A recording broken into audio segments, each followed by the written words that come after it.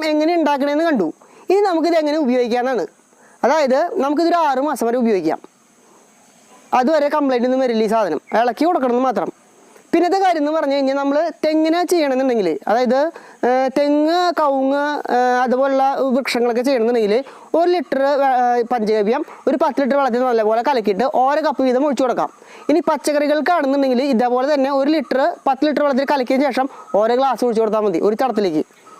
അത് 15 ദിവസം കൂടുമ്പോൾ ഒഴിച്ചു കൊടുക്കണം. ഇനി ചെടിയുടെ ഇലയുടെ മുകളിൽ സ്പ്രേ ചെയ്യാനാണെന്നുണ്ടെങ്കിൽ 10 ലിറ്റർ വെള്ളത്തിലേക്ക് 200 ml ആകെ ചേർത്താൽ മതി. നല്ലപോലെ ഇളക്കി അരിച്ചെടുത്ത് സ്പ്രേ ചെയ്ത് കൊടുക്കാം. ഇത് ഏറ്റവും നല്ലൊരു ഉത്തമമായിട്ടുള്ളൊരു വളമാണ്. ഇനിയിപ്പോൾ ഇതൊന്നും സാധിച്ചില്ല എന്നുണ്ടെങ്കിൽ നമ്മൾ വെറുതെ മണ്ണിലൊന്ന് തെളിച്ച് കൊടുത്താൽ മതി. അപ്പോൾ അവിടെ കിടന്ന് ജൈവ ബാക്ടീരിയകളൊക്കെ ഉണ്ടാവും.